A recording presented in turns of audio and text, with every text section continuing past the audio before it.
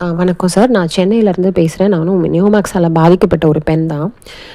என்னன்னா, போன 10ஆம் தேதி கோர்ட் ஹியரிங்க்கு நான் போயிருந்தேன். அப்போது போயிருந்தப்போ எனக்கு நிறைய விஷயங்கள் கண் திறந்த மாதிரி இருந்தது. ஒரு ஐ ஓப்பனராக இருந்தது அந்த கோர்ட் ஹியரிங். நான் முதல் தடவை போயிருக்கேன். அதுக்கு முன்னாடி வரைக்கும் நான் எப்படின்னா, உங்களை எல்லாரும் மாதிரி தான் யூடியூப்பில் போடுற வீடியோஸ் பார்த்துட்டு ஏன்னா நம்ம லாயர் அழகர்சாமி சார் அவர்கள் போடுற வீடியோஸ் மட்டும் தான் நான் பார்ப்பேன். ஏன்னா அவர் தான் வந்து ப்ராப்பராக அப்டேட் பண்ணுற ஒரு லாயர்னா அவர் ஒருத்தர் தான் அப்டேட் பண்ணுவார். மற்றபடி நம்ம ஆட்கள் தான் நமக்குள்ளே பேசிக்கிறது உண்டு. ஸோ அந்த லாயருன்றவர் மூலமாக வரும்போது நம்ம அதை நம்புவோம் இல்லைங்களா? அதனால நான் நம்பி அவரோட வீடியோஸ்லாம் பார்த்துருக்கேன். ஆனால் இந்த 10ஆம் தேதி நான் போயிட்டு வந்ததுக்கப்புறம் எனக்கு வந்து கம்ப்ளீட்டாக வேறு மாதிரி இருக்குது. அப்படியே மாறின மாதிரி இருக்குது. நான் நம்பிட்டு இருந்தது நான் இப்படி தான் இருக்கும் அப்படின்னு ஒரு அசம்ஷன் இருக்கும்ல, அது அப்படியே மாறின மாதிரி இருக்குது. அது என்னன்னு கேட்டிங்கன்னா, 10ஆம் தேதி வந்து ஹியரிங் வந்தது. அப்போ வந்து நிறைய லாயர்ஸ் வந்திருந்தாங்க. அழகர்சாமி அவர்களும் வந்திருந்தாங்க. இப்போ அவருடைய யூடியூப் சேனலில் ரீசெண்டாக ஒரு வீடியோ பார்த்துருந்தோம். அந்த மாதிரி கமலக்கண்ணன் வந்து 1000 கோடி ரூபாய் சொத்து வந்து சரண்யாவுக்கு கொடுத்துருக்காங்க அப்படின்னு சொல்லி ஒரு ரோஷன் கான் அவர்கள் வீடியோ போட்டிருக்காங்க.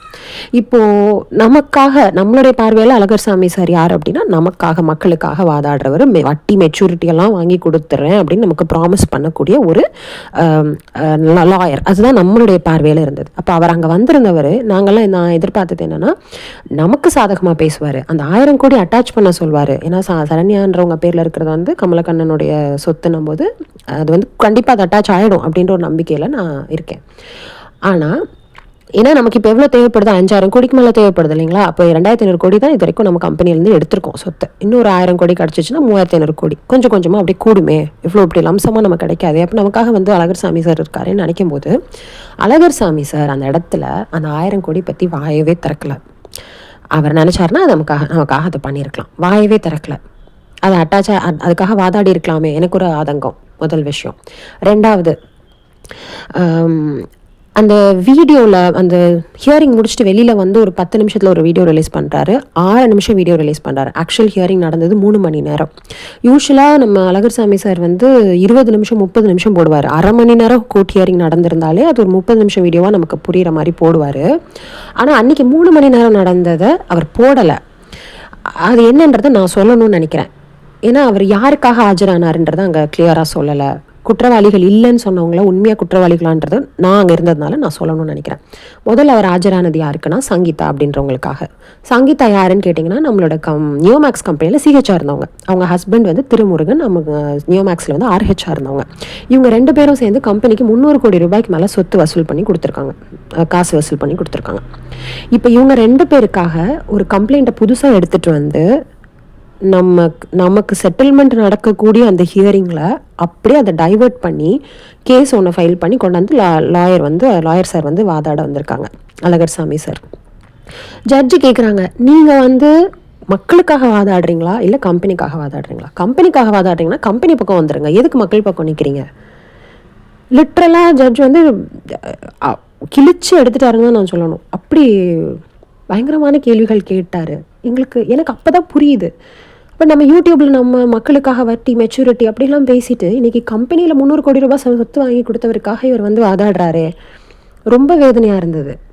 நம்ம நம்புகிறோம் ஒரு லாயரை, சரி நமக்காக அவர் யூடியூப்பில் வீடியோ போடுறாரு, நமக்கு அப்டேட்ஸ்லாம் கொடுக்குற மாதிரி கொடுக்குறாரு. ஆனால் வந்து அந்த பக்கம் வந்து வேறு நடந்துட்டுருக்கு. அவர் அந்த இடத்துல சொல்லியிருக்காரா எனக்கு தெரியல. யூடியூப்பில் வந்து நான் சங்கீதாக்காக வாதாடினேன், சங்கீதா சிஹெச்ஆர் அவங்க ஹஸ்பண்ட் ஆர்ஹெச்லாம் சொல்லியிருக்காரா? அப்படி சொன்ன மாதிரி இல்லைல்ல. அப்போ அவர் வந்து அங்கே வந்து அவங்களுக்காக வாதாடுறாரு. ரெண்டாவது, அவங்க குற்றவாளிகள் இல்லைன்னு ஜட்ஜு சொன்னார். என்ன நடந்தது தெரியுமா? ஜட்ஜ் கூப்பிட்டார், பள்ளி கல்வித்துறை லாயரை கூப்பிட்டு, இவங்க 2 பேரும் கவர்மெண்ட் ஸ்டாஃபு. யார்? நம்ம சங்கீதாவும் திருமுருகனும் கவர்மெண்ட் ஸ்டாஃப். இவங்க 2 பேரும் கவர்மெண்ட்டில் டீச்சர்ஸாக இருந்துட்டு எப்படி வந்து 300 கோடி ரூபாய் சொத்து வசூல் பண்ணாங்க? அவங்க மேலே இமீடியட்டாக நீங்கள் வந்து ஆக்ஷன் எடுக்க சொல்லி, டிசிப்ளினரி ஆக்ஷன் எடுக்க சொல்லி அவங்க ஸ்கூலுக்கு நீங்கள் இன்டிமேட் பண்ணுங்கன்னு சொல்லி ஆர்டர் போட்டிருக்காரு. இதை சொன்னாரா? ஏன்னா அவரோட கிளையண்ட்டுன்றதுனால நம்ம அழகர்சாமி அவர்கள் அதை சொல்லவே இல்லை. அப்போது யூடியூப்பில் போடுறது வந்து அப்படியே மாற்றி தான் நமக்கு சொல்லிகிட்டு இருக்காங்களா? ஏன்னா நான் ஃபஸ்ட்டு ஹியரிங் போயிருக்கேன். ஃபஸ்ட்டு ஹியரிங்லேயே எனக்கு வந்து அங்கே நடந்தது ஒன்று, யூடியூப்பில் வந்தது ஒன்று. நான் என்ன சொல்கிறேன், நீங்கள் உண்மையை சொல்லணும்னு கூட அவசியம் இல்லை. ஆனால் மக்களை ஏன் மாற்றுறீங்க? மக்களையே நம்ப வைக்கிறீங்க. இல்லாத ஒன்று சொல்லி ஏன் நம்ப வைக்கிறீங்க? நாங்கள்லாம் நொந்து போய் இல்லையா? நாங்கள் ஏற்கனவே நொந்து போய் இல்லையா? காசை இழந்துட்டு எங்ககிட்ட தப்பாக ஃபால்ஸ் ஹோப் ஏன் கொடுக்குறீங்க? நீங்கள் அந்த இடத்துல வந்திருந்தா எங்களுக்காக வர்ற ஒரு மக்கள் இழந்த பணத்தை மீட்டு தர முடியும், மக்கள் இழந்ததை மெச்சூரிட்டியுடன் வாங்கி கொடுக்க பணம் நிச்சயம், அந்த மாதிரிலாம் நீங்கள் டைட்டில் போட்டு யூடியூப் வீடியோ போடுறவங்க நாங்கள் உங்களை நம்புகிறோமே. நீங்கள் அங்கே எங்களுக்காக வந்து மெச்சூரிட்டியோ இல்லை வட்டியோ கூட வேண்டாம், எங்கள் அசலை வாங்கி கொடுக்கறதுக்காக நீங்கள் வாதாடினீங்களா? வாதாடலை. ஆனால் யாருக்காக வாதாடுறீங்க? சிஹெச்காகவும் ஆர்ஹெச்காகவும் வாதாடிட்டு இருக்கீங்க. அந்த 3 மணி நேரம் அந்த கேஸை வந்து செட்டில்மெண்ட்டுக்கு நோக்கி நகர்த்த விடாமல் புதுசாக ஒரு கேஸை கொண்டு வந்து அந்த சிஹெச்ஆர்ஹெச்காக அங்கே வாதாடி அந்த 3 மணி நேரத்தையும் வீணடிச்சதோடு தப்பு இல்லையா? இது மக்களுடைய பாவம் இல்லையா?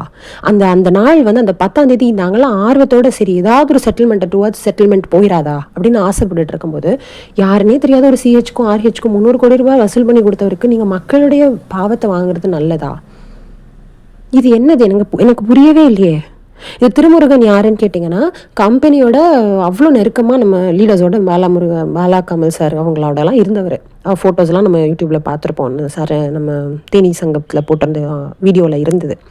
அவங்க ஷிப்பில் போகிறது, க்ரூஸில் போகிறது, அப்புறம் ஃபோனில் வந்து நல்லா என்னமோ நம்பிக்கை அப்படின்லாம் சேவ் பண்ணுறது, அந்த மாதிரி ஒரு நெருக்கமாக இருந்த ஒருத்தருக்காக நீங்கள் வாதாட வந்திருக்கீங்க. அப்போ நீங்கள் ஏன் மக்களுடைய லாயர் மாதிரி நீங்கள் பேசணும்?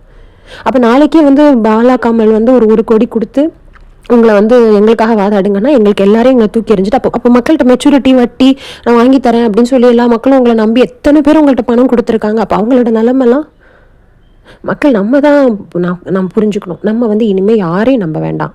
எந்த லாயரையும் நம்ப நான் சொல்ல மாட்டேன். ஏன்னா நல்ல லாயர்ஸ் எத்தனையோ பேர் இருக்காங்க. நமக்கு உண்மையாக சொல்லணும், ரஜினி மேடம் வந்து அன்னைக்கு உண்மையாக அவங்க வந்து அந்த இடத்துல நமக்காக ஒரு சிங்கம் மாதிரி நின்னாங்க. நான் மேடம்கிட்ட கூட நான் சொல்லலை, நிஜமா ஒரு லேடியாக அந்த இடத்துல வந்து அப்படி சிங்கம் மாதிரி நின்னாங்க அத்தனை ஆண்கள் மத்தியில்.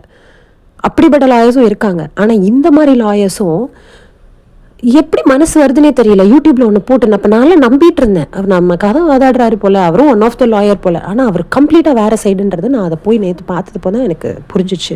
அப்போ எங்களை போல மக்கள் நிறைய பேர் நம்பி அவரை காசை கொடுத்து எங்களுக்காக வாதாடுங்கன்னு சொல்கிறவங்கலாம் இருக்கீங்க தானே. நீங்கள்லாம் இனி தயவு செய்து ₹1 கூட கொடுத்து ஏமாந்து போகாதீங்க. அவர் நமக்காக இல்லை.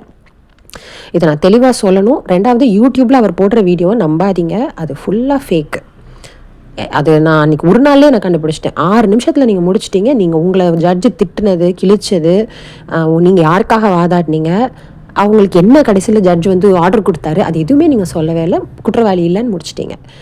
நியாயமாக பார்த்தா எங்களுக்காக அந்த 3 மணி நேரம் நீங்கள் வாதாடி இருக்க வேண்டியது. ஆனால் எங்களுக்காக ஒரு வார்த்தை கூட வாதாடலை. மாறாக கம்பெனி ஆட்களுக்காக நீங்கள் வாதாடி இருக்கீங்க. இந்த மாதிரி ஆட்களை தயவு செய்து நம்பாதீங்க. நம்பி இனி நீங்கள் ₹1 இழந்தாலும் உங்களுக்கு அது திரும்ப வர போகிறது இல்லை.